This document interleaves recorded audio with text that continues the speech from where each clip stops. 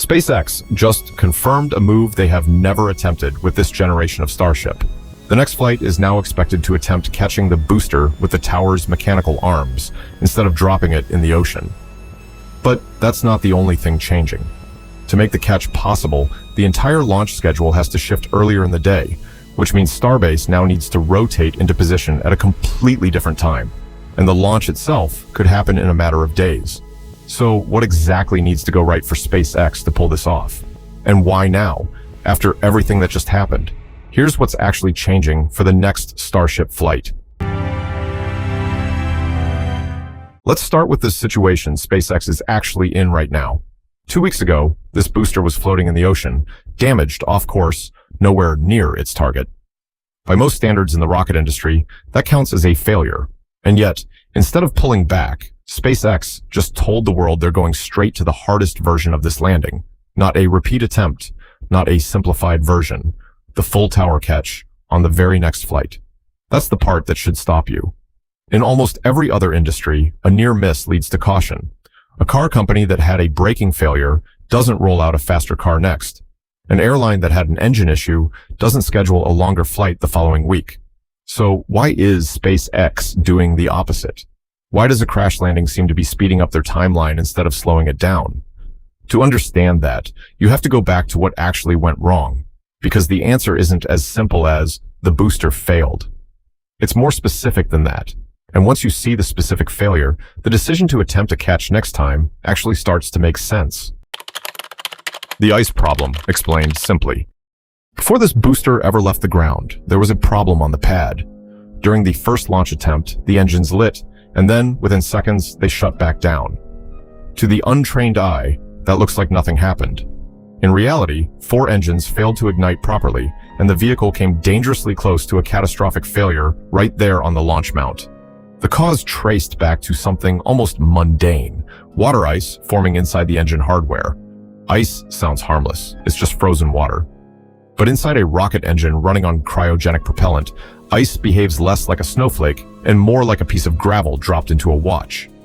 These engines rely on valves that move in fractions of a second, opening and closing with total precision to control propellant flow. A single grain of ice lodged in the wrong place can jam that motion completely. It's the rocket equivalent of a door hinge freezing shut at the exact moment you need to open it fast. So SpaceX had a choice: scrub the mission, or dig into the hardware and find every piece of ice hiding in the plumbing. They chose to dig.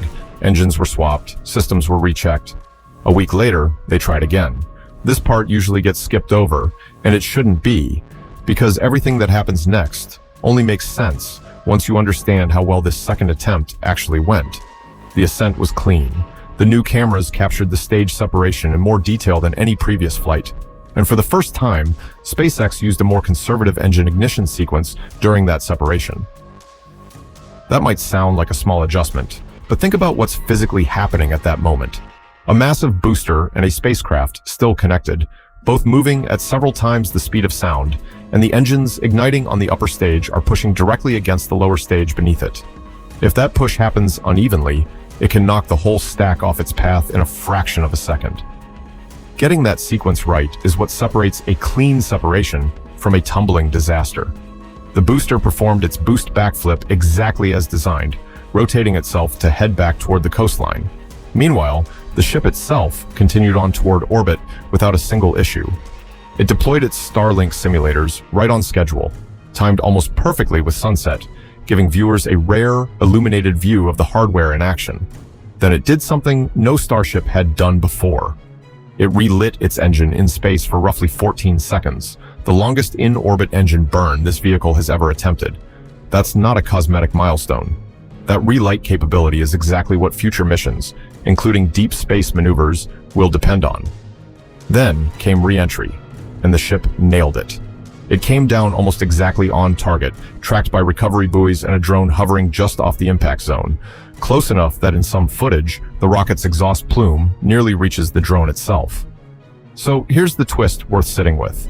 The ship, the part carrying the most complex systems, worked. The booster, the part that's already landed dozens of times on Falcon 9 missions, is the one that failed. That's backwards from what you'd expect, and it's exactly why SpaceX's next move makes more sense than it first appears. Why the booster survived a crash. It shouldn't have.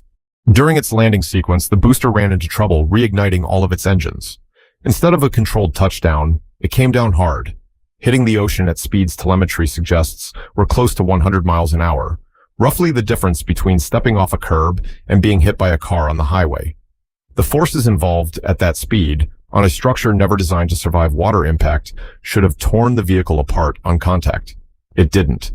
And there are two possible reasons why, both worth knowing. First, the structure itself held together under conditions it was never built to handle. That's not proof of success, but it is proof of resilience. And resilience is exactly the kind of data point that shapes what SpaceX tries next. Second, there's a physics theory floating around that might explain the rest. When a rocket engine fires directly into water, it doesn't just push the water away, it injects gas into it, creating foam.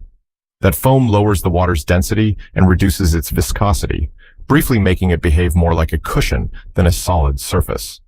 Think of the difference between diving into still water and diving into water already churned up by a wave machine. One offers real resistance. The other gives way. If that theory holds, the booster may have accidentally softened its own landing surface in the final seconds, a side effect of the very engine failure that put it in trouble in the first place, a failure that partially canceled itself out. This isn't just an engineering story. It has real consequences for the pace of the entire program. Every flight that ends in a lost booster means rebuilding hardware from scratch instead of refurbishing and reflying it. That's slower and more expensive at a company built on the promise of rapid, cheap reusability. NASA is watching this closely too, especially with SpaceX now contracted to provide laser communication systems for the upcoming Artemis 3 mission, a program that depends on the same Starship architecture actually working reliably. So when Musk signals the next flight will likely attempt a full tower catch, he's not describing a stunt. He's describing the fastest possible path back to the reusability model the entire program depends on.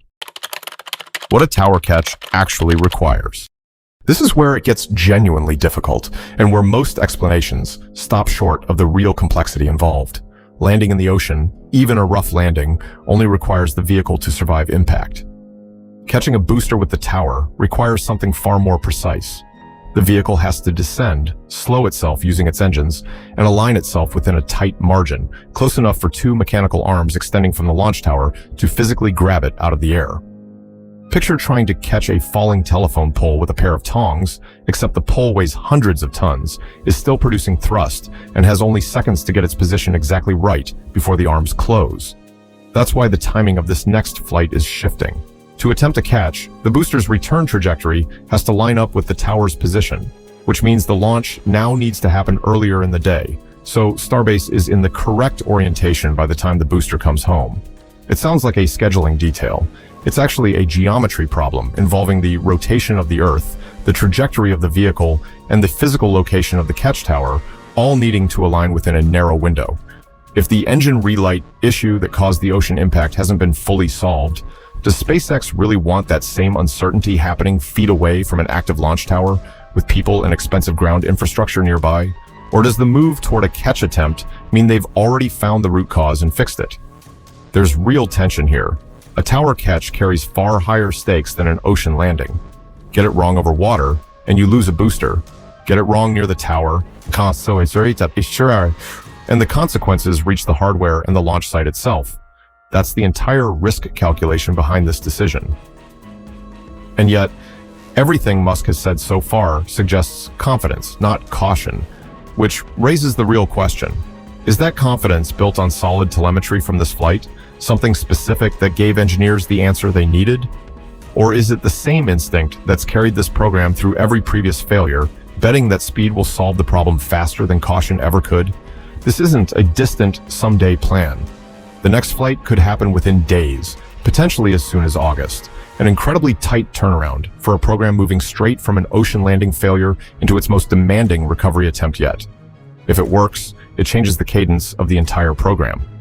Boosters that survive a catch can be inspected, refurbished, and reflown in a fraction of the time it takes to build a replacement, the gap between launching a handful of times a year and eventually launching several times a week. If it doesn't, the consequences play out in full view of the public, on camera, at the exact site SpaceX depends on for every future mission. Either way, the next few days will show something no amount of analysis can substitute for, whether the fix behind this decision was real. The real answer is in the telemetry, not the headlines. Thanks for watching. Like, comment, and subscribe to the Space Brief. One more video is waiting right on your screen. I'm Adrian.